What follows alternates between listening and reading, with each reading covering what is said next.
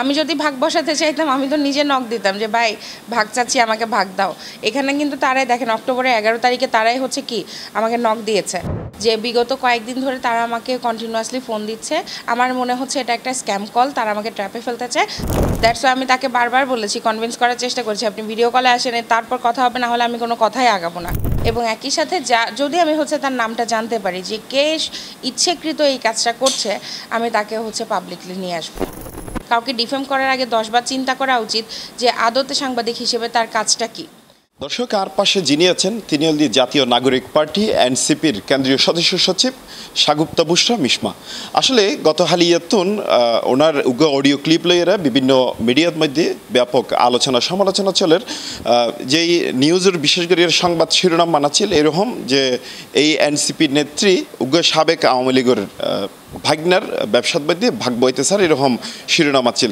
আসলে এই বিষয় লইয়েরা যেহেতু আলোচনা সমালোচনা চলের, আর সরাসরি আপুল্লাহ হত হইম আসলে ঘটনা কি আছিল। আচ্ছা, ধন্যবাদ আপনাদেরকে। গতকাল থেকে আপনারা দেখেছেন যে কালের কণ্ঠ বেসিক্যালি প্রথমেই একদম সর্বপ্রথম একটা নিউজ করেছে যে আওয়ামী লীগের ভাগ্নে লিটনের ভাগ্নে, আমি তার সাথে হচ্ছে তার ব্যবসায় হচ্ছে ভাগ বসাতে চেয়েছি বা ভাগ চেয়েছি, এই ধরনের একটা ভিত্তিহীন এবং মিথ্যা নিউজ কিন্তু আমার নামে কালের কণ্ঠ করেছে। তো বাস্তবতা যেটা, কালের কণ্ঠ এই নিউজটা পাবলিশ করার আধা ঘন্টা আগে কালের কণ্ঠের যে হচ্ছে ডেস্ক রিপোর্টার, সে আমাকে ফোন দিয়েছে, হোয়াটসঅ্যাপে ফোন দিয়েছে এবং আমাকে বলেছে যে এরকম কিছু ইনফরমেশন আমাদের কাছে আছে, স্ক্রিনশটস এবং অডিও কল। এখন আপনি আপনার দিক থেকে কি বলবেন, আমাদের একটু যাচাই করা প্রয়োজন। তো আমি ভাবলাম যে হয়তো বা তাদের আদতে বোধোদয় হয়েছে এবং তারা হয়তো বা আসলেই চায় যে যাচাই হোক যে সত্য কোনটা। আমি বলেছি যে ভাই আপনার কাছে যেগুলো আছে আমার কাছেও কিছু তথ্য প্রমাণাদি আছে, কিছু ভিডিও আছে, কিছু অডিও আছে, কিছু স্ক্রিনশটস আছে এবং কিছু স্ক্রিন রেকর্ডিং আছে, যেগুলো দেখলে আপনি বুঝতে পারবেন যে আমি আদতে কারোর সাথে কোনো ব্যবসায় হচ্ছে ভাগ বসাতে চাইনি। আমি বরং চেয়েছি যে এটা একটা স্ক্যাম কল কিনা আমি সেটা হচ্ছে গিয়ে প্রমাণ করতে চেয়েছি এবং সেই প্রমাণগুলোও কিন্তু আমার কাছে আছে।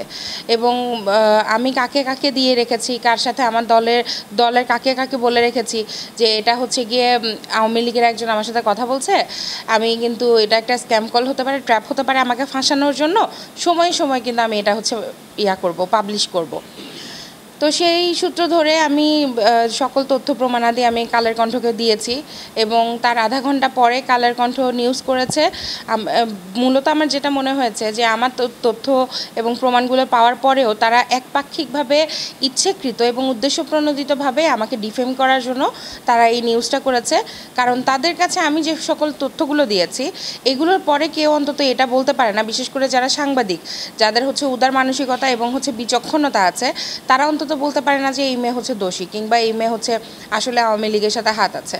রাদার তারা কিন্তু এটা সুস্পষ্টভাবে বলতে পারে যে তিনি এখানে হচ্ছে গিয়ে কারোর সাথে কোনো আতাতে যায়নি। রাদার তিনিও কি করেছে যে তাকে ট্র্যাপে ফেলার চেষ্টা করেছে, তিনি রিভার্স ট্র্যাপ দিয়েছে। তারা কিন্তু এই কথাটা বলতে পারতো, কিন্তু তারা ইন্টেনশনালি এই কাজটা করেছে, যেটা খুবই নিন্দাজনক এবং হচ্ছে একটা সাংবাদিকদের জন্য এটা হচ্ছে গিয়ে একটা দুঃখজনক বিষয়। একই সাথে সাংবাদিকদের যে প্রফেশনালিজম সেটাকেও কিন্তু হচ্ছে এটা প্রশ্নবিদ্ধ করে। আপনি নিজেও একজন সাংবাদিক, আপনি বুঝবেন যে একজন সাংবাদিকের যে কাজ, আমরা বলে থাকি যে reporters or medias are the fourth pillar of a state, কিন্তু এখানে যেটা আমরা দেখেছি যে রাষ্ট্রের সেই ফোর্থ পিলার সেটাই যদি হচ্ছে নড়বড় হয় কিংবা সেই ফোর্থ পিলারে আমরা সিমেন্টের জায়গায় যদি বালু দিয়ে ভরা থাকে, কাদা মাটি দিয়ে ভরা থাকে, তাহলে আমাদের রাষ্ট্র কিন্তু কোলাপস করবে একদম উইদিন ভেরি শর্ট টাইম। তো এই জিনিসটা হচ্ছে কালের কণ্ঠের জন্য আমি প্রতিবাদ জানাই এবং আমি হচ্ছে তাদের এই বিরুদ্ধে কিন্তু আমি আইনগত যতটুকু হচ্ছে আপনার পদক্ষেপ গ্রহণ করা যায় আমি অবশ্যই পদক্ষেপ গ্রহণ করব। কারণ উপযুক্ত প্রমাণ থাকা সত্ত্বেও তারা, আমার যেটা মনে হচ্ছে যে উদ্দেশ্যপ্রণোদিতভাবে কোনো কিছু দ্বারা, কোনো ফ্যাক্টর দ্বারা মোটিভেটেড হয়ে তারা আমাকে ডিফেম করার জন্য এই নিউজটা করেছে। এবং আপনি যদি চান আমি এখন আপনার সামনে কিছু তথ্য প্রমাণাদি উপস্থাপন করতে পারি যেগুলো দেখলে আপনি যদি একজন বিচক্ষণ সাংবাদিক হয়ে থাকেন, সাধারণ মানুষই হয়ে থাকেন, আপনি কিন্তু বুঝবেন যে এটা আসলে হচ্ছে গিয়ে আমি কি করেছি, আমি আদতে দোষী কিনা, বা আমাকে যে ট্র্যাপে ফেলার জন্য এই কাজটা করা হয়েছে এটা আপনি নিজেই বুঝে যাবেন।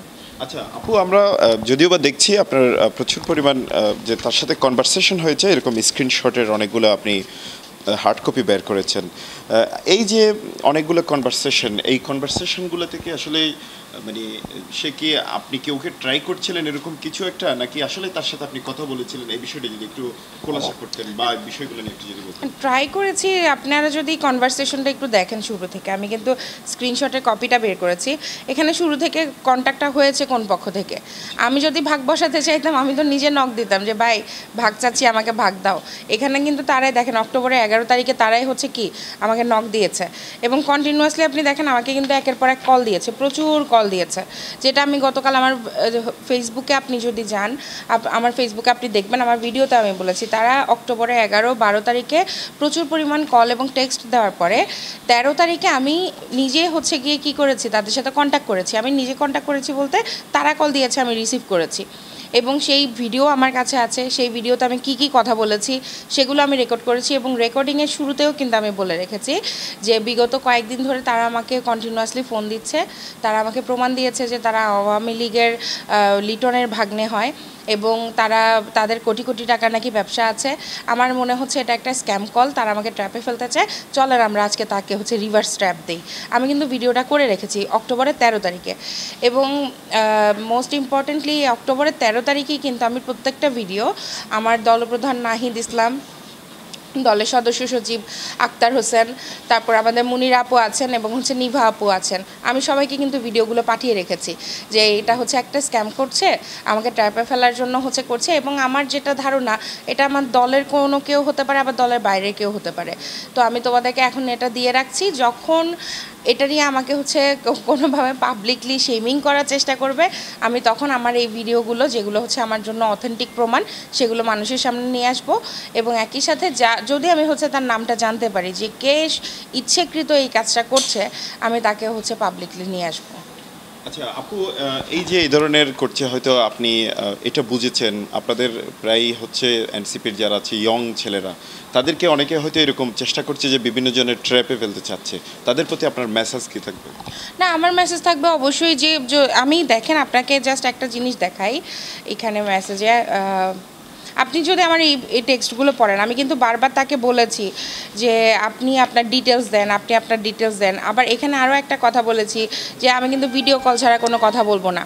হ্যাঁ, ভিডিও কলে আমি কথা বলতে চাই। কেন বলেছি এই কথা, যে আমার একটা সন্দেহের বসে যে আদতে এটা কি আমার পরিচিত কেউ করাচ্ছে কিনা, যে তুমি ভিডিও কলে আসো আমার সাথে কথা বলো, তাহলে হচ্ছে কি আমি বিশ্বাস করবো যে হ্যাঁ তুমি অমুক বা তমুক। কিন্তু আমি আমার ভিডিও শুরুতে আমি বলেছি আমার মনে হচ্ছে এটা স্ক্যাম কল। দ্যাটস ওয়াই আমি তাকে বারবার বলেছি, কনভিন্স করার চেষ্টা করেছি আপনি ভিডিও কলে আসেন, তারপর কথা হবে, না হলে আমি কোনো কথাই আগাবো না। কিন্তু তারপরেও হচ্ছে তারা বলেছে যে আমি নাকি তাদের থেকে ভাগ চেয়েছি বা তাদের সাথে ব্যবসা করতে চাচ্ছি। এটা আমার ইয়ংদের জন্য এটাই হচ্ছে গিয়ে আমার মেসেজ থাকবে যে কোনোভাবে আওয়ামী লীগের ক্ষেত্রে কোনো প্রকার টলারেন্স কিন্তু দেখানো যাবে না। যদি আমি যদিও আমার বিশ্বাস হয় না যে এটা লিটনের ভাগ্নে, যদি হচ্ছে আমার মনে হচ্ছে এটা কেউ ইচ্ছে করে, আমার দলের হোক দলের বাইরে হোক, সে করেছে। আওয়ামী লীগের ব্যাপারে সবসময় জিরো টলারেন্স দেখাতে হবে। একই সাথে যদি কেউ হচ্ছে অপরাধী হয়ে থাকে, এনি হাও তাকে কিন্তু আইনের আওতায় আনতে হবে। শুধু আওয়ামী লীগ না, যার কোনো ফ্যাসিস্ট থাকে কিংবা যদি কোনো হচ্ছে গিয়ে দালাল থাকে, যারা ভারতের কিংবা হচ্ছে রয়ের, তাদের ব্যাপারে হচ্ছে সবসময় হচ্ছে জিরো টলারেন্স নিয়ে চলতে হবে।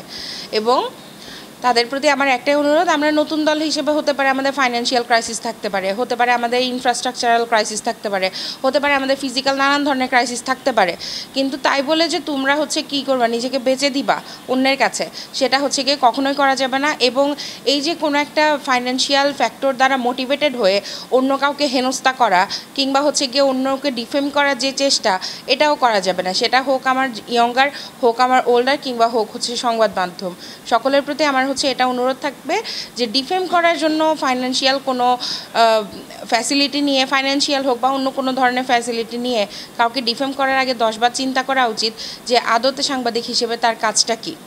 সাংবাদিক হিসেবে যদি সে এভাবে কাজ করে থাকে যে একজনকে আমি ডিফেম করব একদম টার্গেটেড, তাহলে আসলে সেখানে সাংবাদিকের পারপাসটা সার্ভ হয় না। সেখানে সাংবাদিক হচ্ছে গিয়ে সেখানে দালালের মতো একটা রোল প্লে করে।